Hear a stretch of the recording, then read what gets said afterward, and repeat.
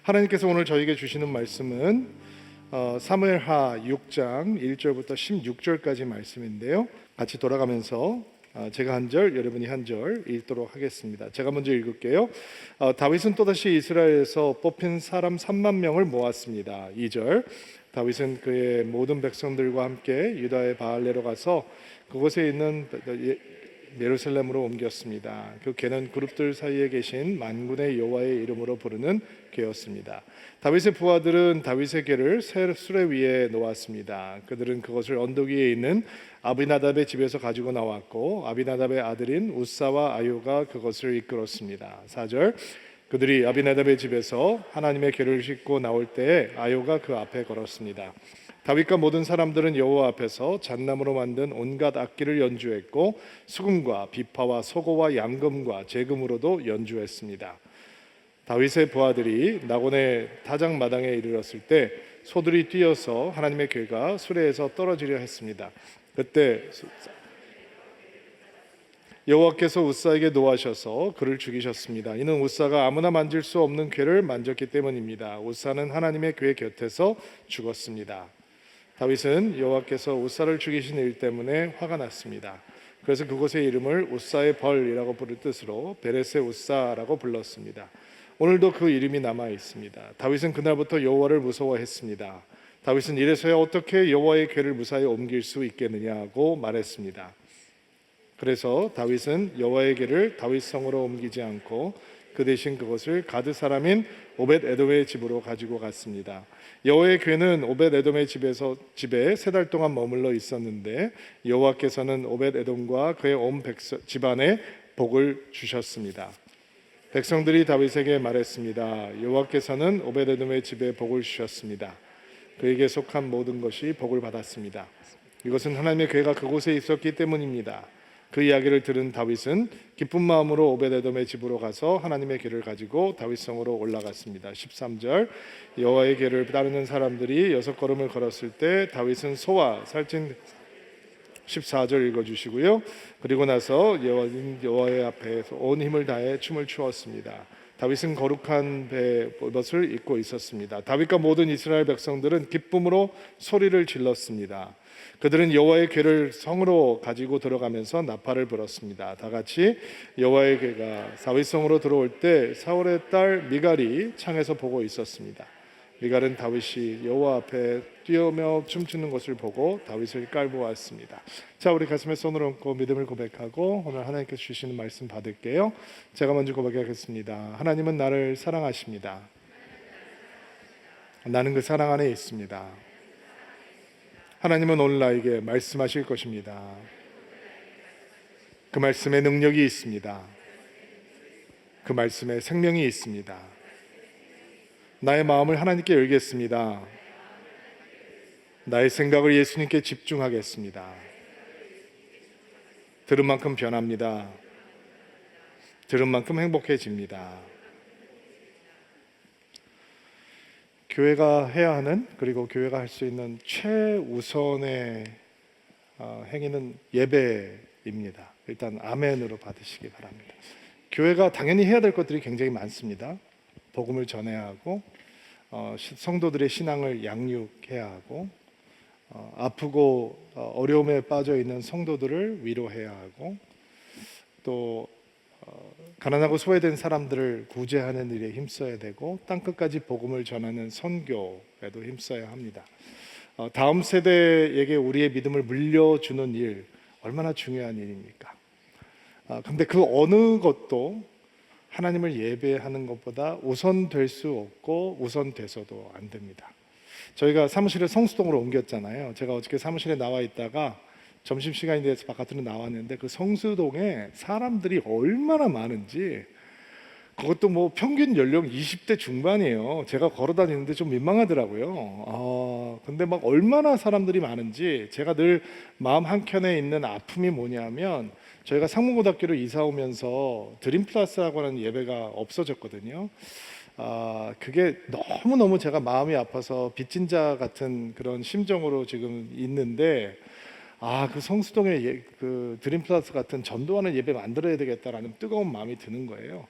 막 사람들이 걸어 다니는데 길거리에 뭐 밥을 디딜 수 없을 만큼 사람들이 많고 뭐를 그렇게 하러 나왔을까라는 생각이 들기도 하고 막 줄을 얼마나 쓰는지 몰라요. 그거 제가 너무 궁금해서 가봤어요. 뭐하고 줄 서나 빵 먹으려고 줄 서고 도넛 사라고 줄 서고 별것도 아닌 건데 줄라르비를 쓰더라고요. 그래서 지금 우리 그 사무실 앞에다가 엑스배너 가득 달아놓고 예배한다고 하면서 예배 만들어야겠다는 생각이 들어요. 교회가 해야 되는 일이니까. 그러나 그 어떤 일도 하나님을 예배하고 하나님을 경배하는 것보다 중요한 일은 없단 말이죠. 그래서 우리는 예배를 매주 하는 거예요. 구제를 매주 하진 않잖아요. 선교를 매주 나가진 않잖아요. 근데 예배가 너무 중요하기 때문에 교회에게는, 성도에게는 예배를 매주 주일날만 하는 게 아니라 수요일 날도 하고 금요일 날도 하고 목요일 날도 하고 예배하는 일들이 늘 교회에는 많은 거죠. 그러다 보니까 우리는 예배에 익숙해져요. 당연하게 여긴단 말이죠. 어렸을 때부터 성인이 될 때까지 교회 와서 예배 드리는 거 지긋지긋하게 드리잖아요. 그러니까 중요한 것도 동의가 되고 많이 해서 익숙하기도 한데 이제 소홀해지고 대면 대하는 게 생기게 되는 거죠. 우리 코로나 때문에 거의 2년이 넘게 온라인 예배 드리는 상황이 됐잖아요. 저하고 신 목사는 어떻게 해서든지 동선을 겹치지 않게 하려고 따로따로 예배를 드리기도 하고.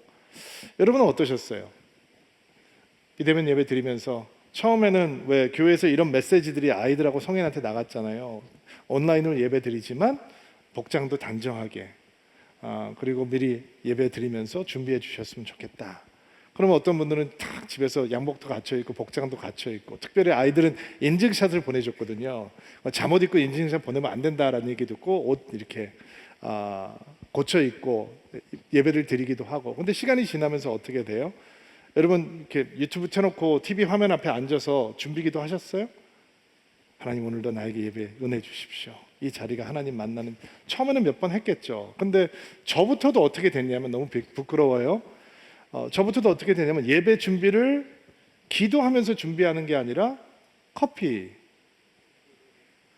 맛있게 한 잔 내리고 갖다 놓고 편안한 자세로 예배 드리게 되는 거죠. 발도 좀 쭉 뻗고 그리고 졸릴 것 같으면 옆에 있는 아내한테 말도 좀 걸고 서로 깨워주기도 하잖아요. 여기 앉아 계시면 찌르기도 하고, 근데 졸면은 그냥 냅두기도 하고 예배가 점점 느슨해지는 거죠. 근데 더 위험한 건 2년이 넘는 시간 온라인 예배를 드리면서 이렇게 예배 드려도 괜찮네 라는 생각이 우리 안에 들어와 버린 거예요. 그렇죠. 안 드리는 것보다 낫겠죠. 실제로 온라인으로 사역을 시작하면서 우리에게 굉장히 큰 축복이 되었던 건 더 많은 사람들이 성경 공부에 참석할 수 있었다는 거예요. 오고 가는 시간을 절약할 수 있으니까 앞으로도 그 일은 계속 하려고 해요.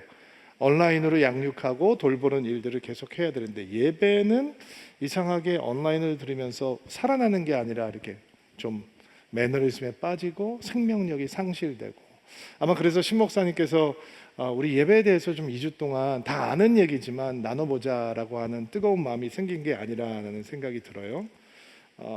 오늘 우리는 세 사람을 만나게 될 거예요. 물론 오늘 우리가 본받아야 되는 예배를 드리고 있는 다윗이라고 하는 하나님의 마음에 합한 사람을 만나게 될 거고, 그의 예배를 아주 돋보이게 만드는 두 사람의 조연을 만나게 될 건데, 한 사람의 이름은 웃사라고 하는 사람이고 한 사람은 미갈이라고 하는 사람이에요. 어쩌면 우리가 웃사에 대해서 살펴볼 때도 미갈에 대해서 살펴볼 때도 내 자신의 모습이 저기 있네라고 발견하게 될지 몰라요. 놀라셔야죠. 그리고 참회하고 통회해야 하는 일이에요. 그러나 내 안에 웃사가 있네, 미갈이 있네라고 하는 것을 찾아내기 위해서 이 말씀을 나누는 건 아니에요. 오늘 우리가 이 말씀을 나누는 이유는 지난 2년 반 동안 거의 우리가 한 번도 경험해 보지 못한 코로나라고 하는 상황을 경험을 하면서 너무 당연하게 여겼던 신앙생활의 생명력이, 그리고 에너지가, 시너지가 흔들리고 있는 상황에서 나는 다시 다윗처럼 예배하고 다윗처럼 하나님을 향해 살아있는 성도가 되고 싶다라고 하는 소망을 찾아보자라고 하는 의도로 말씀을 나누는 거예요. 자, 그럼 오늘 본문 말씀을 제가 좀 설명을 하기 전에 백그라운드를 조금 세팅을 해드려야 될 것 같아요. 법궤라고 하는 것이 있죠. 지성소 안에 들어있던 법궤라고 하는 것. 그 안에 뭐가 들어있죠? 모세가 받았던 돌판, 그 다음에 그 이스라엘 백성들이 광야에서 먹었던 만나가 담긴 항아리, 그리고 아론의 쌍난 지팡이가 들어있어요. 부적 아니에요. 우상 딱지가 아니란 말이에요. 법궤라고 하는 것은 이스라엘 백성들에게 하나님께서 과거에도 그들과 함께 하셨지만 지금도 함께 하신다라고 하는 증거예요. 하나님의 보이스. 그리고 하나님께서 그들에게 어떤 분이신지를 보여주는, 죽은 하나님이 아니라 살아계신 하나님이며 이스라엘 백성들에게 영적인 구심점이 되셔야 되는, 하나님만이 중심이 되셔야 되는 분이다라고 하는 것을 보여주기 위해서 법궤가 있는 거죠. 그런데 엘리 제사장 시대와 사울 왕 시대를 지나가면서 법궤가 어떻게 변질이 되고 있었냐면 그냥 이방 사람들이 전쟁에 나갈 때 메고 오는 우상처럼 변해버린 거예요. 이스라엘 백성들이 블레셋 사람들하고 전쟁을 합니다. 근데 자꾸 져요. 그러니까 이스라엘 백성들이 뭐라고 얘기를 하냐면, 우리도 법궤 가져가자. 저 사람들도 우상 데리고 오지 않냐. 우리도 법궤를 싣고 가자라는 얘기를 해요. 그러면 이겨야 되는데 져요. 그래서 법궤를 빼앗겨요. 이게 얼마나 큰 사건이었든지 엘리 제사장은 법궤를 빼앗겼다라고 하는 얘기를 듣자마자 심장마비를 죽게 되죠. 그러면 사울 왕이라고 하는 사람은 법궤를 소중하게 여기게 전혀 그렇지 않았어요. 이스라엘 백성들이 빼앗겼던 법궤가 블레셋 땅에서 온갖 이상한 일들을 만들어내자 그 사람들이 무서워서 법궤를 이스라엘 땅으로 돌려보내거든요. 근데 그냥 아비나답이라고 하는 제사장의 집에 방치되어 있는 거예요. 그게 이스라엘 백성의 도산된 영적인 상태였어요. 법궤가 중요하지 않은, 하나님의 임재를 상징하고 하나님과 그들과 함께 하신다라고 하는 것을 보여주었던 법궤를 그냥 방치해 놓고도 아무렇지도 않은. 근데 다윗이 왕이 됩니다. 다윗이 블레셋 전쟁에서 전사한 사울 왕과 요나단의 소식을 듣자 유다 백성들이 그에게 찾아와서 그를 왕으로 삼죠. 헤브론에서 그가 7년 동안 왕으로 섬기게 됩니다. 사울 왕의 아들이었던 이스보셋이 암살을 당하자 나머지 이스라엘의 11지파가 와서 다윗을 이스라엘의 왕으로 삼습니다. 하나님의 언약이 성취되는 거죠. 그러면 전 이스라엘의 왕이 되었던 다윗이 첫 번째 해야 되는 일은 뭐냐? 수도를 옮기는 일이었습니다. 이스라엘 땅에서 한 중심에 있는 곳으로 수도를 옮겨야 모든 지파들을 통치를 할 수 있으니까. 그럼 그 중심이 되는 땅이 어디냐? 천연의 요새였던 여부스 족속들이 가지고 있었던 예루살렘이라고 하는 곳이었습니다. 그게 아주 천연의 요새 땅이었기 때문에 정복하기가 힘들었는데 다윗이 하나님의 도우심으로 그 땅을 정복하고 그 땅을 수도로 삼습니다. 그 전쟁에 대해서 성경은 자세하게 설명을 하고 있지 않지만 하나님께서 다윗과 함께 하심으로 그가 점점 강대해졌다라고 하는 표현이 등장을 합니다. 더 큰 포용과 더 큰 능력으로 그가 성장하고 있었다, 이런 뜻이죠. 그런데 수도를 예루살렘으로 옮겨놓고 이게 정치, 경제, 사회 모든 중심지가 돼야 되는 거죠, 수도가. 근데 그가 가장 먼저 하는 일은 이 하나님의 법궤를 다윗성 안으로 가지고 들어오는 것이었습니다. 어떤 사람들은 다윗이 타고난 동물적인 정치적인 감각을 가지고 있는 사람이기 때문에 흩어졌던 민심을 하나로 모으기 위해서 종교와 하나님을 기가 막히게 이용한 것이다, 이렇게 분석을 합니다. 그러나 그들이 간과하고 있는 것은, 그런 분석을 하는 사람들이 간과하고 있는 것은, 성경은 하나님께서 다윗에게 대해서 이렇게 말씀하신다는 거죠. 내가 이새의 아들 다윗을 만나니 내 마음에 합하다. 어떤 믿음의 행동이나 위대한 일을 하기 전에 이미 다윗은 하나님 보시기에 합한 중심을 가지고 있는 사람이었습니다. 그래서 여호와의 법궤를 다윗성으로 가지고 오는 겁니다. 다윗에게는 자신의 거처가 예루살렘 땅에 있는 것보다, 예루살렘이 정치, 경제의 중심지가 되는 것보다 하나님이 거하시는 곳이 되는 게 더 중요한 겁니다. 그게 다윗의 마음입니다. 그래서 하나님의 임재의 상징인 법궤를 가지고 들어오는 거죠. 오늘 성경을 보니까 준비 인원이 얼마냐면 3만 명입니다. 여러분 체조 경기장에서 콘서트 하면 보통 몇만 명 몇인지 아세요? 15,000명, 2만 명이 모여도 떼창을 부르면 가슴이 벌렁거립니다. 자, 이스라엘 전역에서 뽑혀온 3만 명의 사람들과 온갖 악기들을 동원해서 이제 이 법궤를 실어 나르는 거예요. 황소가 끄는 수레 위에 법궤를 얹어놓고 앞뒤에 제사장이 호위를 하면서 끌고 나오는 겁니다. 30년 동안 방치되어 있던 하나님의 법궤를 이제 다윗 성에 하나님의 계셔야 되는 자리에 실어 놨는 대단한 행렬입니다. 다윗이니까 할 수 있는 거예요. 여러분 열왕기를 보면 왕들의 이야기가 나오잖아요. 어떤 왕이 하나님을 향해 이런 열정을 보이는 왕이 있습니까?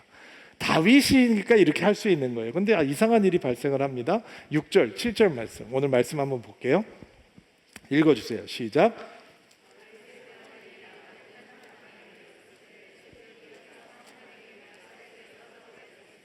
그때 우사가 손을 내밀어 궤를 붙잡았습니다. 여호와께서 우사에게 노하셔서 그를 죽이셨습니다. 이는 우사가 아무나 만질 수 없는 궤를 만졌기 때문입니다. 우사는 하나님의 궤 곁에서 죽었습니다. 자, 수레를 끌고 있던 황소가 뛰니까 당연히 출렁거리니까 법궤가 떨어지려고 하는 거죠. 여러분 같으면 어떻게 하시겠어요? 당연히 손으로 딱 잡아서 막았겠죠. 근데 만질 수 없는 궤를 우사가 만졌기 때문에 그 자리에서 우사가 죽게 된단 말이에요. 이거 어려운 사건이에요. 굉장히 이거 힘든 얘기예요. 소화하기가 힘든 얘기예요. 그럼 어떻게 해야 되나? 몸으로 받아야 되나? 가슴으로 받쳐야 되는 건가? 손만 안 대면 되는 건가? 그럼 발은 써도 되는 건가? 그러면 그 하나님의 속죄소 이 그루비의 날개가 쫙 펼쳐져 있는 그 아름다운 게 떨어져 가지고 다 부서지면 어떡하라고? 그럼 어떡하라는 건가? 다윗이 이것 때문에 화를 냈다라고 얘기를 합니다. 우사 이야기 참 이야기가 쉽지 않죠. 뭐가 문제인가? 사실은 법궤를 나누는 방법이 성경에 기록이 되어 있잖아요. 제사장들이 이제 궤 네 모서리에 있는 고리에 끼운 그 채를 들고선 나르게 되어 있는데, 그러면 왜 그거를 뻔히 제사장들이라면 알 텐데 왜 수레에다가 올려놓고 날랐을까? 이게 영적으로 도산되어 있는 상태, 이스라엘 사람들의 영적인 상태였다는 거예요. 제사장인데 법궤를 어떻게 날아야 되는지를 모르는 거예요. 30년 동안 헷갈려 뒀으니까. 여러분 30년이라는 세월이 길면 길고 짧으면 짧은 세월인데 믿음의 사람이 믿음 불신자처럼 변할 수 있는 시간입니다. 또 우리가 기억해야 되는 것은 다윗이 이렇게 우사가 죽으니까 화가 나가지고 법궤를 나르다 중간에 가드 사람 이방인이죠. 오벳에돔의 집에다 갖다가 놓고서 그냥 가버리거든요. 너무 화가 난 거죠. 삐진 거예요, 하나님 앞에. 근데 오벳에돔의 집이 복을 받았다 그랬습니다. 3개월 동안. 근데 아비나답이라고 하는 제사장 집에 있을 때는 아비나답의 집이 복을 받았다라는 얘기가 없습니다. 가드 사람 이방인은 하나님을 경외하고 하나님을 섬기는 믿음을 가진 사람인데, 이 제사장 집은 법궤가 자기 집에 들어와 있는데도 관심이 없었다라고 결론할 수 있는 거죠. 왜? 법궤가 무엇인지, 법궤를 어떻게 날라야 하는 것인지, 어떻게 대해야 되는 것인지 아무도 관심이 없었다는 겁니다. 그러나 그들은 법궤를 향해서 하나님을 향해서 예의를 지킵니다. 앞뒤에서 호위하고 떨어지려고 하니까 지켜주기까지 합니다. 이 우사의 영성은 뭐냐? 우사의 믿음은 뭐냐? 우사의 예배는 어떤 믿음이냐? 하나님 옆을 걷고 있으면서 하나님을 예배하지 못하는, 하나님의 임재를 상징했던 법궤 옆에 호위하고 있으면서도 하나님을 경배해야 된다, 하나님을 찬송해야 된다, 하나님을 예배해야 된다, 하나님을 사랑하고 하나님을 흠모해야 된다, 하나님을 송축해야 된다 라고 하는 고백을 전혀 하지 못했던 그런 모습이죠. 왜 수레일까? 편하잖아요. 어깨를 집어날르는 것보다 편하지 않습니까? 폼도 나고. 그렇죠? 효율적이고 무겁게 그거 조심해서 뭐 여러 사람이 하는 것보다 황소 수레에다가 실어 나르면 뭐 편하게 효율적으로 할 수 있으니까 아마 그런 선택을 했을 것입니다. 더 기가 막힌 인사이트는 그 방법이 블레셋 사람들이 자기의 우상들을 옮기는 방법이었다는 거죠. 세상의 방법을 그대로 답습해가는 믿음의 사람들의 모습을 보여주는 거예요. 이 말씀을 묵상하다 이런 생각이 들었습니다. 현장으로 돌아오십시오. 이제 교회가 교회 될 수 있습니다. 그동안 오랫동안 침체된 믿음 우리 회복합시다 라고 얘기할 때 아직도 머뭇거리는 사람들이 있어요. 마트에 가도 사람이 넘치고 운동장에 가도 사람이 넘치고 극장에 가도 사람이 넘치고 어디든지 사람이 많아요. 근데 이제 교회로 돌아오기는 조금 힘들어하는 거죠. 아이들 교회 보내십시오. 최선을 다하겠습니다. 학원도 보내고 다 보내는데 교회는 안 보내려고 하고 어디든지 다 가는데 교회는 안 오려고 해요. 그러면서 마음속에 이런 생각이 있는 거예요. 아니 온라인으로 예배드려도 충분하더라고요, 목사님.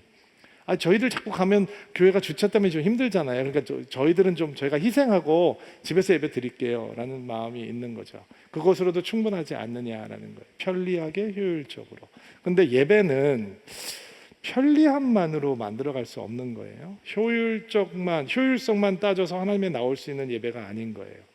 오히려 편리함과 효율성을 따지다 보면 신령과 진정으로 예배하는 것으로부터 멀어지고 비인격적인 예배가 되는 거죠. 우리 예배가 비인격적, 퍼스널 개인적인 예배가 안 되면 하나님은 경배의 대상이 아니에요. 존중의 대상이 되어 예의를 갖추고 싶어요. 그러나 사랑과 경배의 대상은 될 수 없는, 그게 우사의 예배예요. 제사장입니다. 법궤가 그의 집에 들어와 있습니다. 그러나 법궤 때문에 축복을 누리지 못하는, 그가 하나님의 곁을 걷고 있습니다. 그러나 그것 때문에 감동할 수 없는 성도들이 교회에 옵니다. 하나님이 거기서 기다리십니다. 하나님이 교회에만 있다는 뜻 아닙니다. 그러나 하나님께서 우리를 만나기 위해서 예배 가운데 기다리고 계십니다. 그러나 예배 안에 들어와서도 하나님 때문에 기뻐하고 하나님 때문에 마음 설레하고 하나님 때문에 감동하지 못하는 우사가 오늘도 이 자리에 있을 수 있다라는 것입니다. 여러분도 저도. 여러분이 더 많이 예배를 드립니까? 제가 더 많이 예배를 드립니까? 목사니까 제가 예배를 더 많이 드리지 않겠습니까? 너무 썰렁썰렁 예배를 드리는 게 있을 수 있단 말이죠. 저희 교회가 찬송가를 잘 많이 안 해서 교회 생활 오래 하신 분들은 좀 불편하신 면이 있을 것 같습니다. 찬송가를 하지 말라라고 저희들이 뭐 이렇게 요구하는 건 아닌데, 저희가 처음 예배를 만들 때 우리는 어떤 예배를 만들기 원했냐면 성도들이 눈을 감고 하나님만 집중할 수 있는 예배를 만들자라는 이야기를 나누었습니다. 그러면 제가 예배를 인도하는 사람이니까 찬송가를 드리면서 예배를 하다 보면 내가 성도들 앞에서 굉장히 난감한 상황들을 만날 때가 종종 있었는데, 지금 2절을 끝나고 3절을 부를 차례인지 아니면 4절을 부를 차례인지 몰라서, 그 얘기는 무슨 얘기입니까? 내가 찬양을 하는 동안 딴 생각을 하고 있었다는 뜻입니다. 그러니까 성도들은 4절을 부르는데 나는 3절을 부르고, 그래서 깜짝 놀라기도 하고 끝나고 야단을 맞기도 하고, 이런 일들이 목사들 가운데는 종종 있더란 말이죠. 하나님 곁을 걸으면서도 하나님께 집중 못하는 장애가 우리 안에 있을 수 있기 때문에 우리는 우사의 자리에 내가 서 있는 것은 아닌가라는 것을 굉장히 고민해야 하는 것입니다.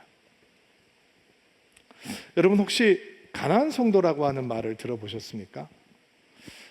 본인이 스스로가 크리스찬이라고 생각을 하는데 교회에서 상처를 받았거나 혹은 목회자에게 어떤 마음의 어려움을 당해서 교회 출석하기를 거부하고 교회 안 나가, 거꾸로 하면 가나안 성도라고 하는 크리스찬인데 교회는 안 다니겠다라고 마음을 결정한 사람들이라고 합니다. 저는 이 통계가 사실이 아니기를 간절히 바라는데 얼마나 정확한 통계인지는 모르지만 150만 명에서 200만 명의 가나안 성도, 교회를 안 나가겠다라고 결단한 성도들이 있다라고 하는 것을 보면 마음이 아픕니다. 목사님이 그렇게 말씀하시면 교회가 책임져야 되는, 목사님들이 책임지셔야 되는 일들을 회피하는 거 아닌가요? 그게 아니고 교회가 성도들의 믿음을 잘 가꾸는 어머니 같은 존재여야 되는데, 칼빈은 교회를 성도의 어머니라고 얘기를 하거든요. 근데 그렇게 하지 못했다면 회개해야 되는 일이죠. 제가 목사인데 여러분의 믿음을 하나님께로 인도하는 역할을 해야 되는데 저 때문에 여러분의 믿음이 흔들렸다면 제가 하나님 앞에서 참회하고 회개해야 되는 일이겠죠. 그것을 부정하는 것은 결코 아닙니다. 다만 저는 가나안 성도라고 하는 말에 신앙적으로 동의하지 않습니다. 두 번째, 신학적으로도 동의하지 않습니다. 저는 이민교회 출신입니다. 교회 험한 곳입니다. 많이 다투고 교회가 찢어지고 갈라지고 목사와 성도들끼리 많은 상처를 주고받는 게 일상인 이민교회 출신입니다. 저도 어렸을 때부터 많이 봤습니다. 근데 그럼에도 불구하고 교회가 성도의 마음을 조금 아프게 했다고 해서 나는 교회를 버리고 나 혼자 신앙을 간직하겠다라고 하는 신앙적인 태도에 저는 동의할 수 없습니다. 저는 목사님들이 서로 다투는 것도 어렸을 때 보았고 장로님들과 목사님들이 성도들이 보는 앞에서 다투는 모습도 보았습니다. 저는 어린 학생이었는데 저는 교회 버리지 못했습니다. 왜냐하면 교회가 나의 신앙을 지켜주는 어머니 같은 존재이기 때문입니다. 어떤 교회는 좀 덜 은혜스럽고 어떤 교회는 많이 은혜스러운 곳이 있습니다. 그렇다면 내가 한 교회에서 실망을 했다면 또 다른 교회에 가서 내 영적인 삶을 의탁하고 나는 신앙생활을 해야 되고 교회가 되어 가야 하는 것입니다. 제가 목회를 하고 있는 사람인데 제가 어떤 실수를 해서 목회의 자리를 박탈당하고 평신도가 됐다고 해서 나는 교회를 버려서는 안 되는 것입니다. 나는 성도의 자리로 돌아가서 다시 교회됨을 이루어야 하는 것이죠. 그렇다면 교회를 안 나가는 성도들은 과연 어떻게 보아야 하는 것인가? 신학적으로 저는 이렇게 생각을 해보았습니다. 그분들을 교회에 다녔던 분들입니다. churchman, churchwoman, 성전 뜰을 받고 왔다 갔다 하는 사람이었는데 그들은 한 번도 교회가 된 적은 없는 사람일 가능성이 매우 큽니다. 왜냐하면 그들이 교회가 된 적이 있다면 실망스러워도 교회 되기를 포기하지 않을 것입니다. 여러분은 여기에 교회가 언제나 블링블링 좋아서 여기 앉아 계십니까? 저는 교회가 언제나 블링블링 해피하기 때문에 목회를 이렇게 하고 있는 것입니까? 우리가 불완전한 사람이기 때문에 교회는 불완전합니다. 성도도 목회자도 마찬가지입니다. 그러나 우리는 교회 되기를 포기할 수 없는 겁니다. 그게 성도됨입니다. 서로의 모습이 실망스럽기 때문에 성도됨을 포기한다면 저는 그 사람은 한 번도 성도였던 적이 없다라고 이야기하고 싶습니다. 여러분, 웃사의 자리가 어떤 자리입니까? 성전의 뜰은 왔다 갔다 밟고 다니는데 성도였던 적은 없는 자리입니다. 하나님 옆에 있으면서 하나님을 사랑한다고 고백하지 못하는 사람. 자, 우리는 이 자리에 내가 서 있지 않은지 한번 봐야 되는 거예요. 자, 다윗이 웃사가 죽는 것을 보고 화가 납니다. 이게 다윗의 영성입니다. 하나님을 사랑하기도 하지만 하나님을 향해 화를 내기도 합니다. 근데 다윗은 죽지 않습니다. 왜 그런지 아세요? 하나님을 향해 사랑을 고백하는 것만큼 하나님을 향해 원망하고 분노하고 있는 다윗이 하나님을 향해 살아있기 때문입니다. 그게 관계이기 때문이죠. 그리고 오베데돔의 집에 법궤를 가져다 놓고 3개월 동안 하나님께서 오베데돔의 집을 축복하시는 동안 다윗이 숙제를 좀 했던 것 같아요. 역대상 15장을 보면 막 이 운반하는 사람들을 가르칩니다. 우리가 원래 이렇게 했어야 되는데 그렇게 안 했기 때문에 우리가 하나님 앞에 하나님께서 우리를 벌하신 것이다. 제사장들이 짊어져야 되고 고앗 자손이 짊어져야 되고 이 고리에다가 채를 집어넣고 그걸 어깨에 메고 와야 되는 것이다. 자세하게 설명을 합니다. 다윗이 대단한 사람입니다. 그리고 다시 법궤를 다윗성으로 가지고 들어오는데 이번에는 다윗이 어떤 반응을 보이느냐? 13절부터 15절 말씀 볼게요. 같이 한번 한 목소리를 읽을게요. 시작. 여호와의 궤를 나르는 사람들이 6걸음을 걸었을 때 다윗은 소와 살찐 송아지를 제물로 바쳤습니다. 14절. 다윗은 거룩한 배 에봇을 입고 다윗과 모든 이스라엘 백성들은 기쁨으로 소리를 질렀습니다. 그들은 여호와의 궤를 나팔을 불었습니다. 다윗이 마음껏 춤을 춥니다. 하나님의 영광을 보면서 은혜의 신비 속으로 뛰어 들어가는 거죠.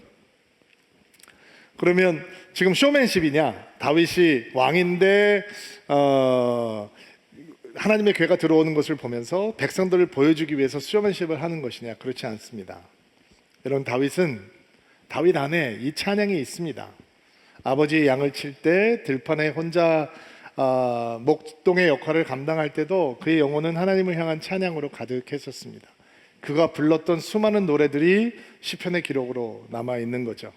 골리앗을 대적하기 위해서 물맷돌 5개를 줍기 위해서 그리 시냇가에 무릎을 꿇을 때도 그는 하나님을 찬양하고 경배했습니다. 한치 앞을 바라볼 수 없지만 그의 영혼은 찬양으로 가득했던 것입니다.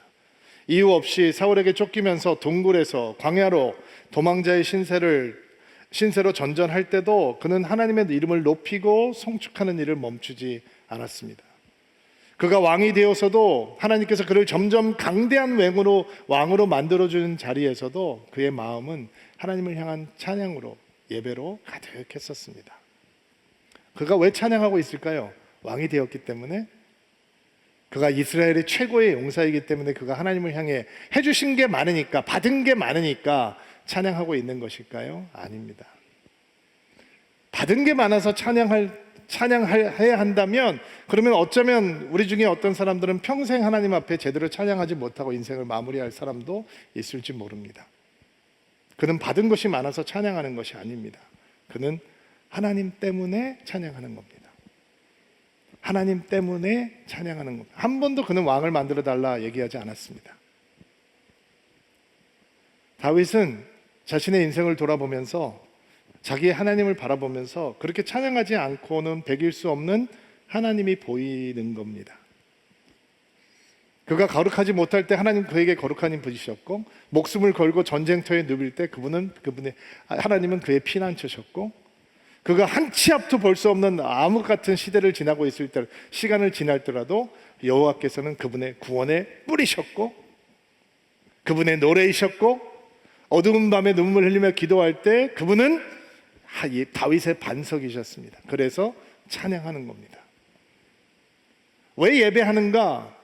예수님이 보여야 합니다. 하나님이 보이지 않으면 예배하지 못합니다. 그분이 이유가 되지 못하면 우리의 예배는 언젠가는 매너리즘에 빠지게 돼 있습니다. 어떤 분들은, 목사님 우리 천국 가면 정말 하루 종일 예배만 하는 겁니까?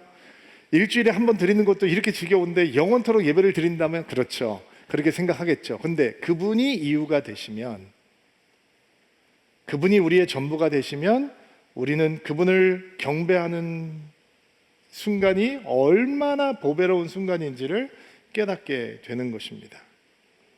예배하는 척하는 건 어렵지 않습니다.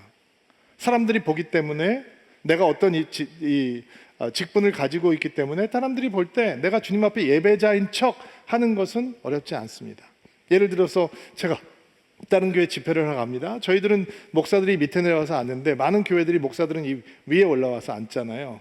그러면 찬양하다가 이제 올라가시죠, 목사님. 그러면 딱 보면 찬양이 그렇게 뜨겁지 않고, 보면 사람들이 이렇게 마음이 준비가 안 돼 있는 것 같으면 제가 예배하는 척 할 수 있습니다. 탁 거기에 무릎을 꿇고 앉아서 기도하면서 뭔가 쇼맨십을 보일 수 있는 거죠. 저 사람들에게 내가 더 영적인 사람이다라고 보여줄 수 있습니다. 그러나 그것이 하나님께 경배가 되는 것은 결코 아닙니다.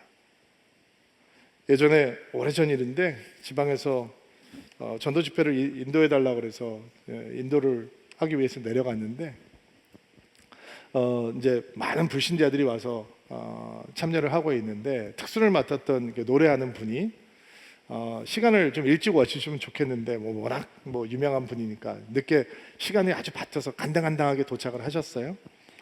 근데 도착하자마자 그 행사 포스터가 사방에 걸려 있으니까 포스터를 딱 보셨는데, 다른 사람 얼굴이 자기 얼굴보다 크게 나왔다라는 거 하는 것 때문에 이제 마음이 상했어요. 그리고 화장실로 들어가는 거예요. 야, 이거 프로드만. 우리 같은 아마추어는 마음이 상해도 뭐를 해야 될지 모르는데, 그 사람은 늘 그게 일상이니까 기분이 나쁘면 어디로 가느냐? 화장실로 들어가는 거예요. 그러면 찾으러 못 오니까. 그러니까 화장실 들어가서 나올 생각을 안 하는 거예요. 그 사람이 올라와서 순서를 감당해야 되는데 앞에서 예배를 인도하고 있는 목사님은 저를 계속 보고 있는 거죠. 저는 지금 준비가 안 됐으니까 계속 돌리라고 그러는 건데, 그러면 센스 있게 예배를 더 깊게 드려야 되는데, 아휴, 축복송을 하네. 축복송을 15분을 불러니 얼마나 사람들이 지겹겠어요? 그런데 나올 생각을 안 하는 거예요. 결국은 나왔어요. 그리고 찬양을 하는데 마이크를 들고 와서 어메이징 그레이스를 부르는데 이런 얘기를 하는 거예요. 여러분, 저는 어메이징 그레이스를 부를 때 한 번도 서서 부른 적이 없습니다. 무릎을 꿇고 부릅니다. 왜냐하면 그게 내가 받은 은혜이기 때문이고 하나님은 그런 하나님이시기 때문입니다. 그리고 무릎을 꿇고 어메이징 그레이스를 부르는 거예요. 노래 잘하더만. 진짜 뭐 어메이징. 사람 막 감동을 받는 거죠. 그 유명한 가수가, TV에서 보던 가수가 무릎을 꿇고 어메이징, 야, 저분이 주님 사랑하는구나. 불과 얼마 전까지 자기 사진 조그맣게 나왔다고 화장실 들어가서 있었는데, 사람들 앞에 서서는 나는 내 하나님을 찬양할 때는, 그러면 what is real? 도대체 진짜 저 사람은 어떤 사람일까? 화장실에 들어가 있는 사람일까? 여기 무릎 꿇고 있는 사람일까? 여러분, 누구나 다 예배하는 척은 할 수 있어요. 근데 하나님을 진짜 기뻐하고 하나님을 사랑하고 하나님을 향해 온 마음을, 온 몸을 다해, 온 에너지를 향해 살아있는 존재로 다가가는 것은 정말 하나님이 목적이 되지 이유가 되지 않으면 불가능한 거죠. 다윗이 왕의 옷을 입고 살았지 않았겠습니까? 근데 지금 왕의 옷을 벗습니다. 에봇이라고 하는 옷은 제사장들이 입는 옷입니다. 그리고 예배자들이 입는 옷입니다. 왕의 옷을 입으면 더 폼나지 않겠습니까? 이제는 전체 이스라엘을 통치하게 된 다윗 왕이 근사한 왕의 옷을 입고 왕의 위엄과 우아함을 지킨 채로, 품위를 지킨 채로 멋지게 예배한다면 더 좋지 않겠습니까? 근데 그는 왕의 옷을 벗어버립니다. 하나님 앞에서 그는 왕이 아닙니다. 예배자일 뿐입니다. 그리고 뛰기 시작합니다. 여러분, 그가 옷이 벗겨질 도록 그의 속살이 드러났다는 사실을 우리 너무 잘 알고 있습니다.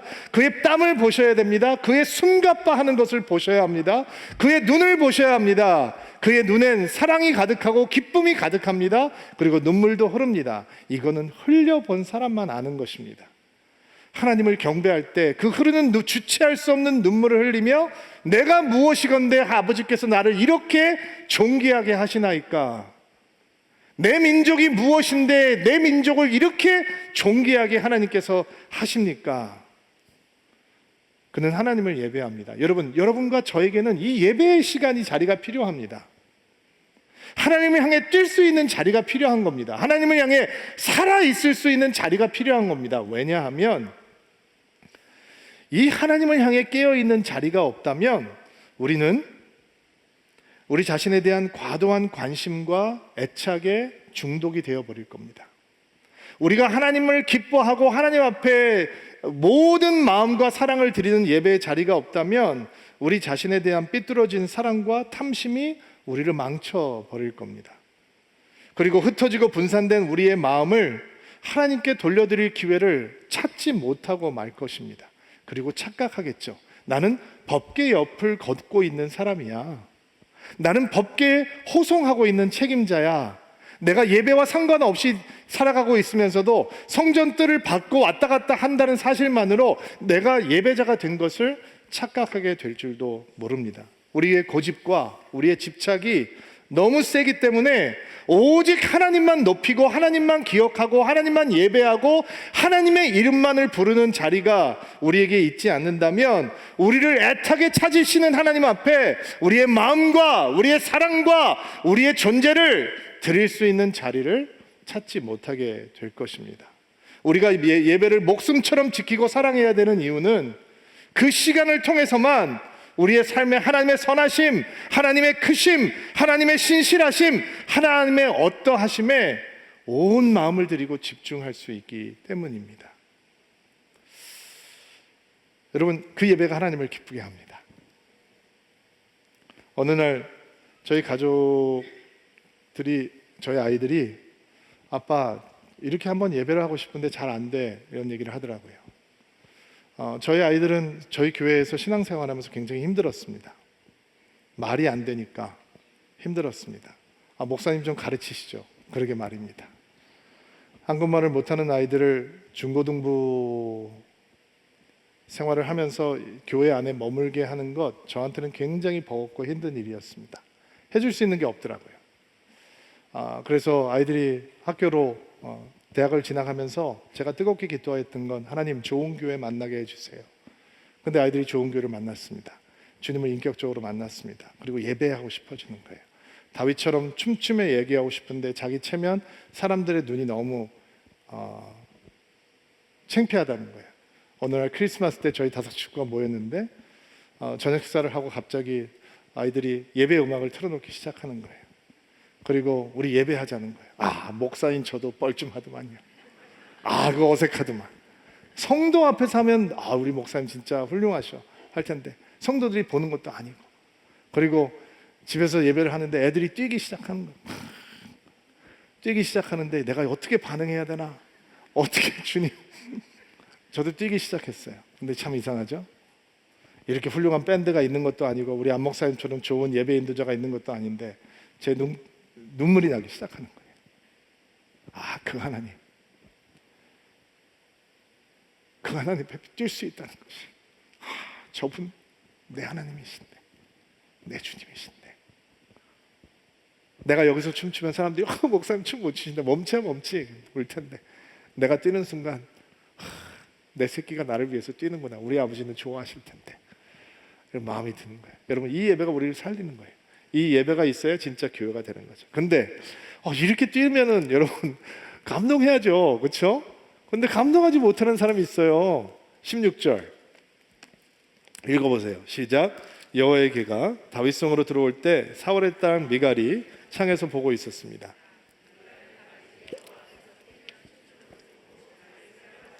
깔보았습니다. 어떻게 깔봤느냐? 20절 말씀해 보니까 다윗이 집으로 오니까 미갈이 이런 얘기를 해요.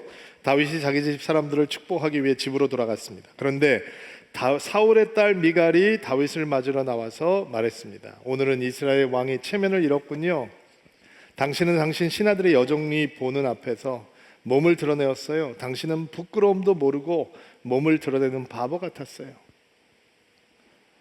다윗의 아내라고 부르지 않고 사울의 딸이라고 부르고 하는 거 주목하셔야 됩니다. 무슨 얘기입니까? 사울의 영성이 흐르고 있다는 겁니다. 다윗의 아내라면 다윗의 영성이 흘러야 되는데 사울의 영성이 그대로 흐르고 있는 겁니다. 미갈이 다윗을 사랑하죠. 이스라엘 용사들을 데리고 전쟁터를 다니면서 블레셋 사람들을 이기던 용사 다윗을 미갈이 사모했습니다. 그래서 결혼하게 되는 겁니다. 다윗은 미갈을 얼마나 사랑하느냐, 그가 왕이 될 때 미갈 데리고 오지 않으면 나 왕 안 하겠다고 했습니다. 그는 그의 아내를 빼앗겼던 아내를 그리워합니다.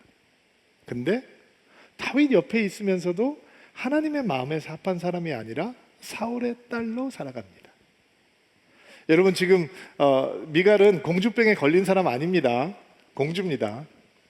그리고 왕비입니다.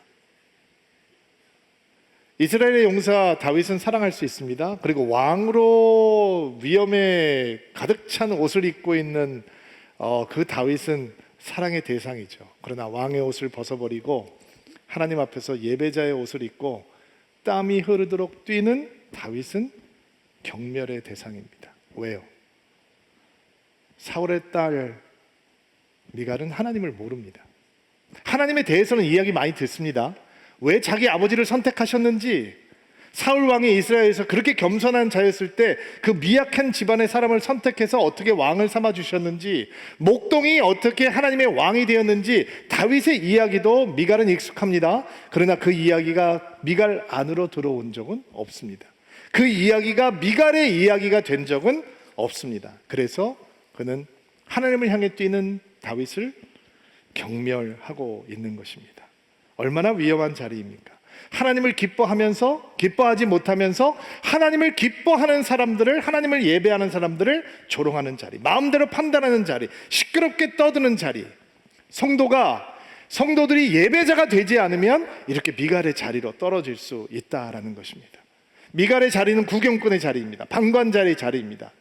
그가 어디에 있어야 합니까? 다윗 옆에 있어야죠. 다윗처럼 왕의 옷을 벗어버리고 예배자의 옷을 입고 마음껏 뛰며 다윗을 왕으로 만드시고 이스라엘을 회복하시는 하나님을 찬양했어야죠. 그런데 그녀는 하나님을 찬양하지 못합니다. 사랑하지 못하니까 하나님을 향해 눈물을 흘리지도 뛰지도 못하는 것입니다. 마치 예수님을 향해서 사랑하는 마음으로 향유 옥합을 깼던 여인 앞에서 시끄럽게 떠들고 있던 가롯 유다가 바로 이 미갈의 영을 그대로 가지고 있는 모습인 것입니다. 그런데 우리가 다윗처럼 예배하는 자리를 갖지 못하면 우리는 너무도 쉽게 미갈의 자리로 미끄러 떨어집니다. 한 11년 이렇게 너무 그렇게 그 정도 된 것 같아요. 제가 예전에도 한번 이렇게 얘기를 한 적이 있었는데 들으셨으면 한 번도 안 들은 것처럼 생각하고 들으시면 돼요. 김대현 목사가 안수 받을 때였어요. 안수식을 하는데 저희 교회는 담임 목사가 둘이니까 대현 목사가 그러는 거예요. 목사님 두 분이 오셔서 안수를 해주십시오. 보통은 한 명을 초청하는데 우리는 두 명이니까 안수 받는 사람들이 한 100명 정도 됐던 것 같아요. 분당에 있는 할렐루야 교회에서 독립교단 안수식이 벌어지는데 대현 목사가 저희들한테 목사님 몇 시까지 오시면 됩니다 라고 얘기를 해서 가운을 챙겨서 도착을 했어요. 도착을 했는데 깜짝 놀란 게 이미 예배가 반 정도 진행이 됐더라고요. 그럼 왜 우리가 그때 도착을 했느냐? 제가 이전에 있던 교회에서는 교회가 워낙 크고 예배가 많으니까 설교하는 목사들이 예배 처음 시작할 때 들어오질 않아요. 그리고 설교 시작하기 한 5분 전쯤 오시면 됩니다라고 하면 요 사이드 도어를 통해서 들어와서 앉아서 설교하고 설교 끝나면 기도하고 축도할 때까지 앉아 있는 게 아니라 이제 나가는 경우가 많아요. 그게 이제 그 교회의 어떤 문화였어요. 그러니까 대현 목사도 이제 그 교회 출신이니까 안수식이 몇 시에 시작이 되니까 5분 전에 오시면 됩니다 얘기를 한 거죠. 도착을 해보니까 수천 명이 꽉 앉았는데 우리 자리가 요 가운데 두 자리가 비어 있는 거예요. 그래서 죄송합니다 하고 앉았어요. 근데 아무 생각도 안 했어요. 왜냐면 그게 우리 문화였으니까. 그리고 안수식을 했어요.